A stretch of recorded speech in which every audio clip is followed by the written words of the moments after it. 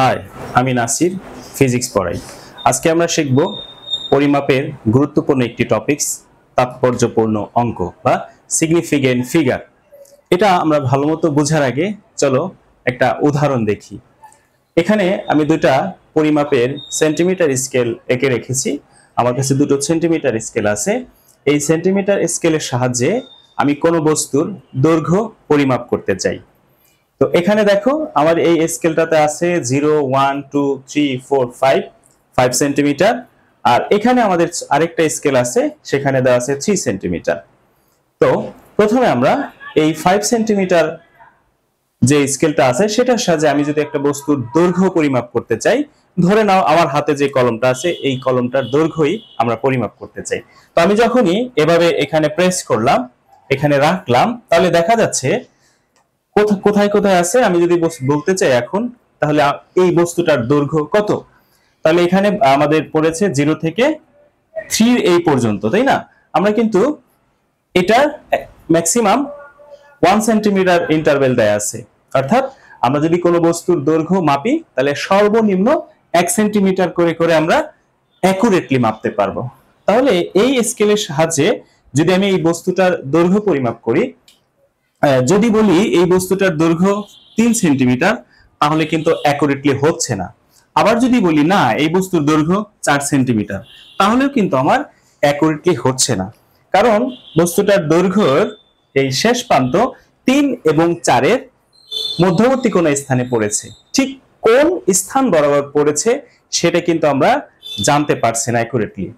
আমরা এইখানে কি করি, তখন পরিমাপ করার সময় আমরা এখানে একটা অ্যাপ্রক্সিমেশন ভ্যালু নেই, আনুমানিক একটা ভ্যালু আমরা বলি। তাহলে সেটা কত, যে ধরো দেখতে যাচ্ছি মনে হচ্ছে মাঝামাঝি অবস্থানে আছে, সেক্ষেত্রে আমরা বলতে পারি এটার ভ্যালু হচ্ছে 3.5 সেন্টিমিটার। তাহলে দেখো এই যে বস্তুটার দৈর্ঘ্য আমরা মাপলাম যে 3.5 সেন্টিমিটার, এই 3 হচ্ছে আমরা একদম নিশ্চিতভাবে বলতে পারছি এটা 3 হবে। বাকি যে এই যে 0.5 সেটা কিন্তু আমাদের অনিশ্চিত একটা সংখ্যা আমরা লিখছি। কেউ চাইলে এটাকে 3.4 ও লিখতে পারে, 3.5 ও লিখতে পারে, 3.6 ও লিখতে পারে, তার দৃষ্টির অনুসারে, তার পরিমাপের কোন পদ্ধতিতে সে করছে, কিভাবে করছে সেটার উপর নির্ভর করে। অর্থাৎ এই পরের সংখ্যাটা আনসার্টেইন, অনিশ্চিত। এখানে আমি আরেকটা বস্তুর দৈর্ঘ্য দেখো পরিমাপ করতে চাই। এখানে আমি 3 সেন্টিমিটার পর্যন্ত নিয়েছি এবং প্রত্যেক সেন্টিমিটার মাঝখানে আমি ছোট ছোট করে কিছু দাগ দিয়েছি। এই ছোট ছোট করে দাগ দিয়েছি, অর্থাৎ 0 থেকে এই পর্যন্ত টোটাল ছোট ছোট দাগ মিলে 10টা করে আছে। অর্থাৎ 1 সেন্টিমিটারকে আমি ক্ষুদ্রতম 10টি ইউনিটে ভাগ করেছি। আমাদের নিশ্চয়ই জানা আছে যে 1 সেন্টিমিটার ইকুয়াল টু হচ্ছে 10 মিলিমিটার। 1 সেন্টিমিটার ইকুয়াল টু হচ্ছে 10 মিলিমিটার। তাহলে এটার সাহায্যে যদি আমি একটা বস্তুর দৈর্ঘ্য মাপতে চাইছি, দেখো এখান থেকে শুরু করে আমার এই পর্যন্ত আসছে, তাহলে এই যে 2 পর্যন্ত আমার জানছি, তারপরে 1 2 3, 3 এর কাছাকাছি আসছে, তাই না? 3 এর কাছাকাছি আসছে, এক্স্যাক্টলি 3 কিন্তু আমরা বলতে পারতেছি না, একদম 3 এর কাছাকাছি গেছে, অর্থাৎ এই 2 পার হয়ে আরো 2 ঘর পার হয়েছে, তারপরে এইখানে 3 এর কাছাকাছি আসছে, এইখানে 3 এর কাছাকাছি আসছে, 3 নাম্বার দাগের কাছাকাছি আসছে, কনফার্মলি 3 না। তাহলে এখানে এই যে 2 পর্যন্ত, তারপরে আরো 2টা ঘর পর্যন্ত আমরা কনফার্মলি অর্থাৎ নিশ্চিতভাবে মাপতে পারছি, কিন্তু পরের অংশটুকু কত সেটা কিন্তু আমাদের অনিশ্চিত। তো এটাকে আমি এভাবে লিখতে পারি যে 2.2 সেন্টিমিটার যদি লিখি, তাহলে কিন্তু অ্যাকুরেটলি হচ্ছে না আমার, কারণ এখানে স্পষ্টই আমরা দেখতে পাচ্ছি কত 2.2 থেকে বেশি। আবার যদি আমি 2.3 সেন্টিমিটার লিখি, তাহলেও কিন্তু আমার বেশি লেখা হয়ে যাচ্ছে। তাহলে অর্থাৎ 2.2 থেকে শুরু করে 2.23 যদি লিখি আমরা, এখানে 2.2 থেকে শুরু করে 2.23 যদি লিখি, মানে কাছাকাছি যায়, অর্থাৎ 2.53, তাহলে এটাও অ্যাকুরেটলি হচ্ছে না। তারপরে একদম কাছাকাছি যেহেতু গেছে, আমরা যদি 2.9 লিখি তাও আমরা কাছাকাছি নিতে পারি। এখন এই যে পরিমাপের ক্ষেত্রে তাহলে আমি কত বলবো, আসলে এই ধরনের জটিলতায় আসলে আমাদের পরিমাপের ক্ষেত্রে যদি হয়, তখনই আমাদের এই তাৎপর্যপূর্ণ অঙ্ক বা সিগনিফিকেন্ট ফিগারের কনসেপ্ট ব্যবহার করে আমাদের সেই পরিমাপগুলো করতে হয়। তো এখানে তোমাদের আরেকটা জিনিস বলে রাখি, এই স্কেল দিয়ে আমি সর্বনিম্ন 1 সেন্টিমিটার পর্যন্ত অ্যাকুরেটলি মাপতে পারি, আর এই স্কেল দিয়ে এখানে দেখা যাচ্ছে সর্বনিম্ন এই যে 1 ঘর মানে 1 মিলিমিটার পর্যন্ত আমি মাপতে পারি। মনে রাখবা, কোন একটা পরিমাপ যন্ত্রের সাহায্যে সর্বনিম্ন যেই পরিমাণ পর্যন্ত আমরা পরিমাপ করতে পারি সেই সংখ্যাকে বা সেই পরিমাণকে আমরা বলি হচ্ছে লঘিষ্ঠ গণন। কি বলি আমরা? লঘিষ্ঠ গণন। এটা কিন্তু পরীক্ষায় অনেক সময় আসে যে লঘিষ্ঠ গণন কি, টনাট হওয়া তোমরা দেখে নিও। লঘিষ্ঠ গণন ইংরেজিতে আমরা বলি হচ্ছে লিস্ট কাউন্ট।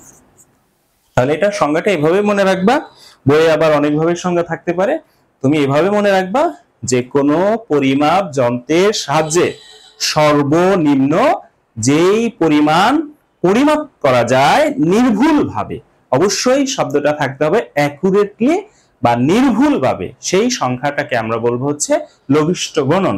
যেমন এই স্কেলের ক্ষেত্রে আমার লঘিষ্ঠ গণন হচ্ছে 1 মিলিমিটার, এইখানের স্কেলের ক্ষেত্রে আমার লঘিষ্ঠ গণন হচ্ছে 1 সেন্টিমিটার। এই দুটো কনসেপ্ট মনে রাখবে আমাদের, তাই না? এখন আমরা সিগনিফিকেন্ট ফিগার লিখতে চাচ্ছি, তাহলে এই যে এক্সাম্পল গুলো আমরা দেখলাম, সিগনিফিকেন্ট ফিগার বা তাৎপর্যপূর্ণ অঙ্কের কনসেপ্ট জানা থাকলে আমরা এই মানগুলো অ্যাকুরেটলি লিখতে পারবো।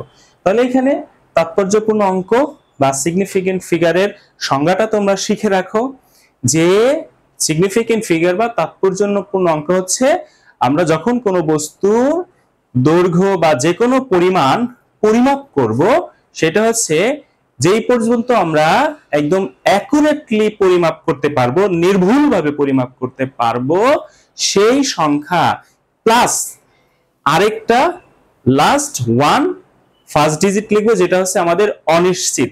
তাহলে আমরা এভাবে বলি যে তাৎপর্যপূর্ণ সংখ্যা হচ্ছে নিশ্চিতভাবে পরিমাপকৃত সংখ্যা প্লাস আরো একটা জিনিস থাকবে, সেটা হচ্ছে আমাদের অনিশ্চিত। যেমন আমাদের প্রথমটার ক্ষেত্রে যদি আমি বলি, এই যে 3.5, এইখানে সিগনিফিকেন্ট ফিগারে আমাদের এই 3 নাম্বারটা হচ্ছে নিশ্চিত আর এই 5টা হচ্ছে অনিশ্চিত। তাহলে এখানে এই সংখ্যার মধ্যে, এই ফিগারের মধ্যে আমাদের সিগনিফিকেন্ট ডিজিট হচ্ছে 2টা, এই সংখ্যায় সিগনিফিকেন্ট ডিজিট হচ্ছে 2টা। আমরা যদি এইটাতে আসি যে 2.29 লিখেছিলাম, তাহলে 2.29 এই 2টাও আমরা নিশ্চিতভাবে মাপতে পেরেছি, পয়েন্টের পরে যে 2 আছে সেটাও আমরা নিশ্চিতভাবে মাপতে পেরেছি, আর এই 0.9 আমরা অ্যাজিউম করে নিয়েছি, অর্থাৎ এইটা অনিশ্চিত, একদম কনফার্মলি আমরা বলতে পারবো না এটা যে 9ই হবে। তাহলে এই ক্ষেত্রে আমার সিগনিফিকেন্ট ডিজিট হচ্ছে এখানে কয়টা? 3টা।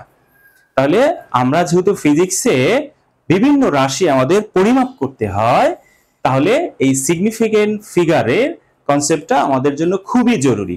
তো শেষ পর্যন্ত মনোযোগ দিয়ে তুমি দেখতে থাকো, তাহলে তোমার ধারণা ক্লিয়ার হয়ে যাবে। তাহলে চলো আসি, কয়েকটি রুলস আমরা জানি যে সিগনিফিকেন্ট ফিগার থেকে আমরা সিগনিফিকেন্ট ডিজিট কয়টা আছে সেটা কিভাবে খুঁজে বের করব। ফার্স্ট রুলস হচ্ছে all non-zero numbers are significant, অর্থাৎ সকল অশূন্য সংখ্যা তাৎপর্যপূর্ণ সংখ্যা বা তাৎপর্যপূর্ণ অঙ্ক, সকল অশূন্য অঙ্কই হচ্ছে তাৎপর্যপূর্ণ অঙ্ক। আমরা জানি কয়টা অঙ্ক আছে, যে 0 1 2 3 4 5 6 7 8 9, এই 0 বাদে সবগুলো নাম্বার, সবগুলো অঙ্কই হচ্ছে আমার সিগনিফিকেন্ট ডিজিট। 0টা সিগনিফিকেন্ট ডিজিট না, তবে 0 সিগনিফিকেন্ট ডিজিট হিসেবে সে আত্মপ্রকাশ করতে পারে সে কোথায় অবস্থান করছে তার উপর। যদি এই শূন্যটা কোনো সিগনিফিকেন্ট ডিজিটের মাঝখানে থাকে, অর্থাৎ শূন্যর ডানে বামে যদি সিগনিফিকেন্ট ডিজিট থাকে, তাহলে সেই শূন্যটাও সিগনিফিকেন্ট ডিজিট হিসেবে বিবেচিত হয়। যেমন আমরা যদি বলি 209, 209 এইখানে 0 তাৎপর্যপূর্ণ সংখ্যা হিসেবে আসে, সিগনিফিকেন্ট ডিজিট হিসেবে আসে। তাহলে এই যে 209 এইখানে সিগনিফিকেন্ট ডিজিট হচ্ছে 3টা। যদি শূন্য কোন সংখ্যার শেষে থাকে, শেষে থাকলে সেই শূন্যটা তাৎপর্যপূর্ণ সংখ্যা হিসেবে বিবেচিত হবে না। যদি শূন্যের সামনে এবং পিছনে অশূন্য সংখ্যা থাকে তাহলে সেই শূন্যটা তাৎপর্যপূর্ণ সংখ্যা হিসেবে বিবেচিত হবে। কিন্তু যদি একদম সবার শেষে শূন্য থাকে তাহলে সে বিবেচিত হবে না, মনে রাখতে হবে। ওকে, আবার যদি শূন্যর শেষে দশমিক থাকে তারপরে আবার শূন্য থাকে তাহলে আবার সেই শূন্যগুলো তাৎপর্যপূর্ণ সংখ্যা। নিয়মগুলো একদম মুখস্থ করে রাখতে হবে, ব্যাপারটা এমন না, তোমাকে বুঝে রাখতে হবে। তাহলে দেখো, আমরা যখন এই পর্যন্ত লিখেছিলাম 209 পর্যন্ত যখন লিখেছিলাম তখন শূন্যটা সিগনিফিকেন্ট ডিজিট হিসেবে কাউন্ট হয়েছিল। যখন 2090 এই দশমিক বাদে ছিল তখন এই শূন্যটা সিগনিফিকেন্ট ডিজিট না, সিগনিফিকেন্ট ফিগার না। তারপরে যখন আমরা দশমিক দিয়ে তারপরে শূন্য দিলাম সেই শূন্যগুলো আবার সিগনিফিকেন্ট।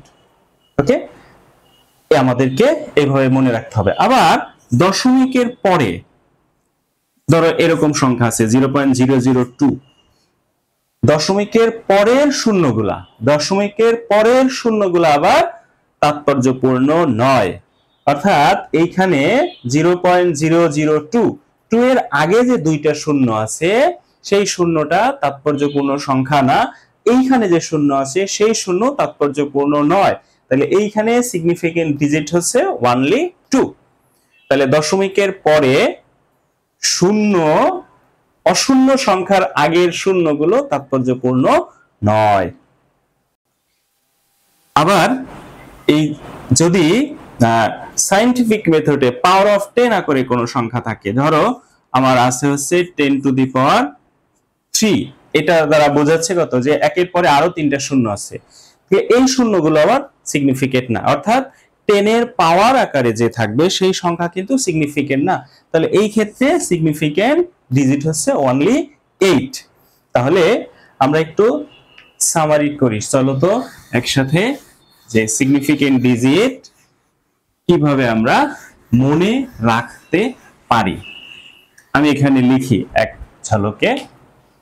এখানে লিখলাম 5637, তারপরে লিখলাম হচ্ছে 56.02, তারপরে লিখলাম হচ্ছে 5.602, 5.6020, তারপরে হচ্ছে 5.0029, তারপরে আর লিখতে চাই 0.0032, আর একটা লাস্ট লিখতে চাই 8.00 গুণন 10 টু দি পাওয়ার 2। এই সংখ্যাতে এই যে নাম্বারগুলো আমরা এইখানে কোথায় কয়টা সিগনিফিকেন্ট ডিজিট আছে সেটা পাশে লিখি। এইখানে আমার সিগনিফিকেন্ট ডিজিট আছে 4টা, এখানেও সিগনিফিকেন্ট ডিজিট আছে 4টা, এখানেও সিগনিফিকেন্ট ডিজিট আছে 4টা, এইখানে সিগনিফিকেন্ট ডিজিট আছে 5টা। ওকে, এইখানে সিগনিফিকেন্ট ডিজিট 5টা, এখানে আছে কয়টা, এখানেও আছে 1 2 3 4 5, এখানেও আছে 5টা, এইখানে আছে 2টা, এইখানে আছে আবার 3টা। 10 এর পাওয়ার আকারে যখন কোনো সংখ্যা লিখব, দশমিক যদি থাকে, দশমিক পরে শূন্য থাকলেও সেই শূন্যগুলো সিগনিফিকেন্ট ডিজিট হিসেবে কাউন্টেবল। আরেকটা মনে রাখতে হবে, এক্সাক্ট মেজারমেন্ট, এক্সাক্ট মেজারমেন্ট বা ডেফিনেশন থেকে যদি আমরা কোনো নাম্বার পাই, সংখ্যা পাই, তাহলে সেই সংখ্যার সিগনিফিকেন্ট ডিজিট হয় ইনফাইনাইট। যেমন বলি যে আমাদের সেকশনে 30 জন শিক্ষার্থী আছে, তাহলে এই যে 30 সংখ্যাটা সিগনিফিকেন্ট ডিজিট যদি বলি যে এটার সিগনিফিকেন্ট ডিজিট কত, বলবো হচ্ছে অসংখ্য, ইনফাইনাইট। ওকে, আবার আমরা জানি 1 ইঞ্চি সমান, 1 ইঞ্চি সমান হচ্ছে 2.54 সেন্টিমিটার। এই যে 2.54 এটা ডেফিনেশন থেকে এসেছে, তাহলে এটা হচ্ছে এটার সিগনিফিকেন্ট ডিজিট বলবো আমরা হচ্ছে ইনফাইনাইট, অসীম। কারণ এটাকে আমরা লিখতে পারি 2.54 কে এরকম অনেকগুলো শূন্য দিয়ে কিন্তু আমরা লিখতে পারি। ঠিক আছে, আবার যদি বলি যে আমরা গণনা করলাম যে এই বাক্সে 10টা আপেল আছে, তাহলে এই যে 10 এই সংখ্যাটাও হবে সিগনিফিকেন্ট ডিজিট, হবে অসীম সংখ্যা। অর্থাৎ কোন পরিমাপ যদি আমরা গণনা করে করি অথবা সংজ্ঞা থেকে যদি কোনো সংখ্যা আসে তাহলে সেই নাম্বারে সিগনিফিকেন্ট ডিজিট থাকে অসংখ্য। আশা করি ক্লিয়ার হয়েছে। তো আমি তোমাদের এই পাশে কিছু হোমওয়ার্ক লিখে দিচ্ছি, যে তোমরা ক্লাসটা করার পর কমেন্ট বক্সে বা গ্রুপে আমাকে জানাবা যে এখানে কয়টা সিগনিফিকেন্ট ডিজিট আছে। আমি এখানে লিখি 1 2 4 5 6 7 1 3 9 0 0 1 0.00302, তারপরে হচ্ছে 8.9303 into 10 power 3 5090 56901 5600001। তাহলে এই যে সংখ্যাগুলো আমি লিখলাম, তোমরা এই সংখ্যাগুলো সিগনিফিকেন্ট ডিজিট কাউন্ট করে আমাকে জানাবা, দেখি কে কে বুঝতে পেরেছো। এখন আমরা আরেকটা জিনিস শিখবো, যেটা হচ্ছে rounding, round of significant digit বা সিগনিফিকেন্ট ডিজিট বা সংখ্যাকে রাউন্ড আকারে লেখা। রাউন্ড মানে লেখা হচ্ছে একটা পূর্ণ সংখ্যায় লেখা, বা ভগ্নাংশ থাকলে সেটাকে পূর্ণ সংখ্যায় লিখতে পারি আমরা। অর্থাৎ যথাযথভাবে লেখা। আমাদের বিভিন্ন রাশি পরিমাপ করার সময় কিন্তু আমাদের বিভিন্ন সময় বিভিন্ন সংখ্যাকে রাউন্ড আকারে লিখতে হয়। তো এখানেও আমাদের কিছু নিয়ম মনে রাখতে হবে। তোমাদের ইতিমধ্যে যেহেতু তোমরা বেসিক ক্যালকুলেশন শিখেছো, রুলস গুলো না জেনেও কিন্তু তুমি রাউন্ড করেছো। যেমন আমাদের কোনো পরিমাপ করে যদি আমরা পাই হচ্ছে যে 6.253, তাহলে এইটাকে যদি আমি দুইটা সংখ্যায় লিখতে চাই তাহলে আমরা এটাকে তখন লিখি হচ্ছে 6.25। যদি আমাদের এরকম থাকতো 6.256, তখন কিন্তু আমরা এটাকে লিখি হচ্ছে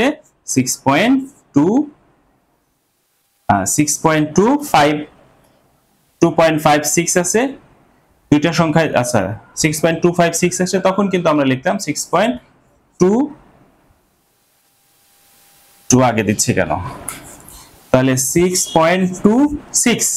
অর্থাৎ এখানে কি নিয়মটা প্রযোজ্য হয়, যে আমরা যেই পর্যন্ত আমরা হচ্ছে সিগনিফিকেন্ট ডিজিট রাখতে চাই তারপরে যদি 5-এর বেশি থাকে তাহলে আমরা তার সাথে 1 যোগ করে লিখি, আর যদি 5-এর কম থাকে তাহলে ওই সংখ্যাটাই লিখি, 1 যোগ করে লিখি না। এই নিয়মটা কিন্তু তোমরা অলরেডি জানো। এখানে আরেকটা নিয়ম আমাদের মনে রাখতে হবে, যদি এটা রুল নাম্বার 1, এটা রুলস নাম্বার 2, রুলস নাম্বার 3, যদি ধরো এরকম আছে যে 6.250, আর একটা আছে 6.350, অর্থাৎ আমরা দুইটা সংখ্যা রাখতে চাই 6.250 6.350, আমরা রাখতে চাই হচ্ছে দুইটা সংখ্যায়। যদি দুইটা সংখ্যায় রাখতে চাই তাহলে এইটাকে লিখবো আমরা 6.2, এইটাকে লিখবো হচ্ছে 6.4। বলতে পারো কেন? এটার নিয়মটা হচ্ছে আমরা যেই পর্যন্ত রাখবো তারপরে যদি 5 থাকে এবং 5-এর সংখ্যা পরের সংখ্যাটা যদি 0 হয়, তাহলে যদি সংখ্যাটা জোড় থাকে তাহলে আর 1 যোগ করব না। কি হচ্ছে, যদি জোড় থাকে তাহলে 1 যোগ করব না, আর যদি বিজোড় থাকে তাহলে 1 যোগ করে লিখতে হয়। এটার নিয়ম হচ্ছে রাউন্ড টু হাফ ইভেন, অর্থাৎ অর্ধেক জোড় সংখ্যায় রূপান্তর।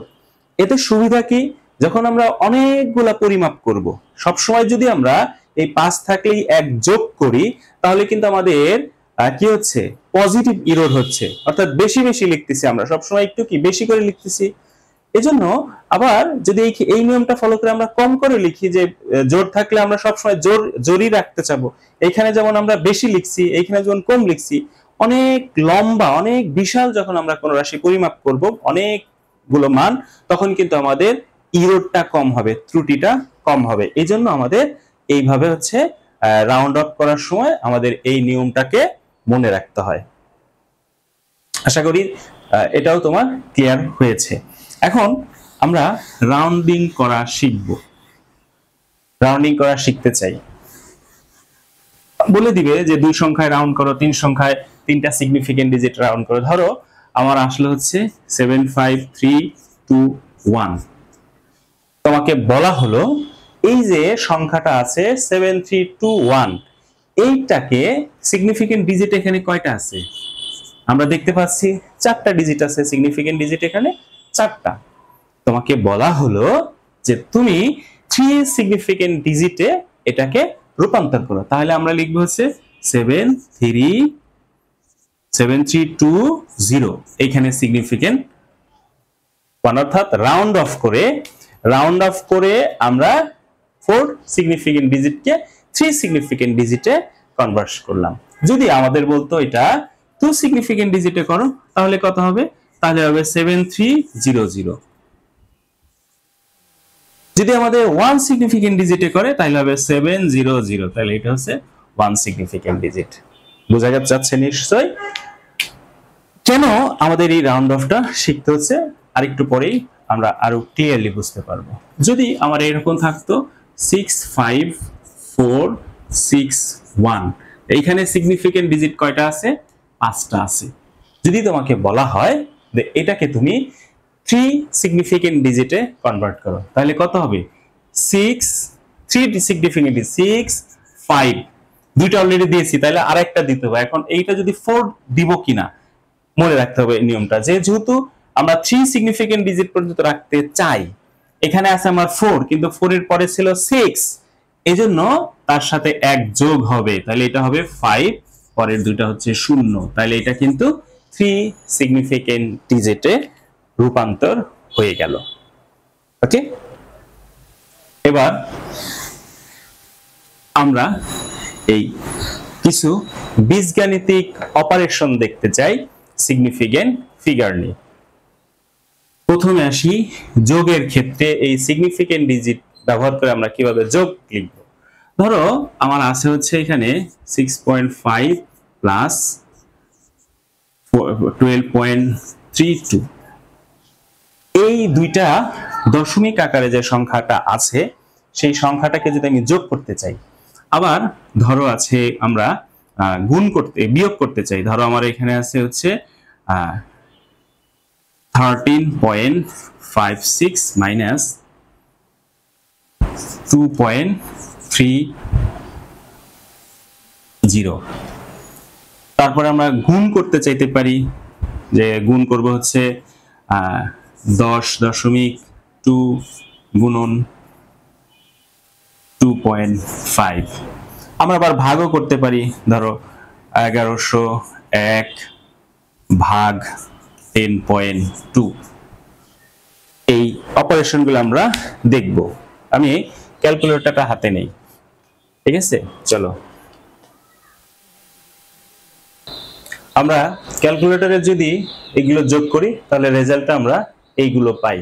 এখন কথা হচ্ছে অ্যাপ্রোপ্রিয়েট সিগনিফিকেন্ট ডিজিট অনুসারে আমার এই ফলাফলগুলো যদি লিখতে চাই তাহলে কোনটাকে কত লিখতে হবে, সেটার নিয়মটা কি সেটাই আমরা এখন শিখি। চলো, তো যখন আমরা যোগ করেছিলাম, যোগের ক্ষেত্রে নিয়ম হচ্ছে আমাকে মিনিমাম সিগনিফিকেন্ট ডিজিট কোনটাতে আছে সেটা খুঁজে বের করতে হবে। তাহলে দেখো এখানে 6.5 আর এখানে 12.32, এই দুটার মধ্যে 6.5 এইখানে আমাদের লোয়েস্ট সিগনিফিকেন্ট ডিজিট ছিল। তো যোগের বা বিয়োগের ক্ষেত্রে হচ্ছে লোয়েস্ট সিগনিফিকেন্ট ডিজিটে দশমিকের পরে যতগুলো সিগনিফিকেন্ট ডিজিট থাকবে ফাইনাল রেজাল্টটা আমরা সেটার অনুসারে লিখতে হবে। তাহলে আমাকে দেখতে হবে যে লোয়েস্ট সিগনিফিকেন্ট ডিজিটে দশমিকের পরে একটা সিগনিফিকেন্ট ডিজিট ছিল, তাহলে আমার এই রেজাল্টটাকে দশমিকের পরে একটা সিগনিফিকেন্ট আকারে লিখতে হবে। তাহলে লিখতে হবে এটা 18.8। ওকে। ওকে, বিয়োগের ক্ষেত্রে আমাদের সেম নিয়ম। তো বিয়োগের ক্ষেত্রে সেম নিয়ম। এখানে দেখো আমার সিগনিফিকেন্ট ডিজিট এখানে ছিল 4টা, এখানে ছিল 3টা। যেহেতু এটার দশমিকের পরে 2টা ঘর ছিল, তাহলে যে রেজাল্টটা আসবে আমার অবশ্যই দশমিকের পরে 2টা ঘরই রাখতে হবে। তো এখানে দেখতে পাচ্ছি এখানে আমার 2টা ঘরই আছে, তাহলে আমার এটার সিগনিফিকেন্ট ডিজিট অনুসারেই রেজাল্টটা আসছে। আর গুণনের ক্ষেত্রে আমাদেরকে দেখতে হবে সর্বনিম্ন সিগনিফিকেন্ট ডিজিট যে কয়টা থাকবে, এখানে দশমিক বিবেচনা করার কোনো সুযোগ নাই। সর্বনিম্ন সিগনিফিকেন্ট ডিজিট যে কয়টা থাকবে, ফাইনাল রেজাল্টটা আমাকে সেই সংখ্যক সিগনিফিকেন্ট ডিজিটে লিখতে হবে। তাহলে এখানে ছিল কত, 10.20 আর 2.5। তাহলে লোয়েস্ট সিগনিফিকেন্ট ডিজিট আছে এখানে 2টা। তাহলে আমার এইখানে যে রেজাল্টটা আসছে সেই রেজাল্টটাকে আমাদের 2টা সিগনিফিকেন্ট ডিজিটে লিখতে হবে। যদি আমি 2টা সিগনিফিকেন্ট ডিজিটে লিখতে চাই, তাহলে তখন আমার এইটাকে আমি লিখবো হচ্ছে 26 লিখবো আমরা। ঠিক আছে, 25.5 কে 26 রাউন্ড অফ এর নিয়ম অনুসারে।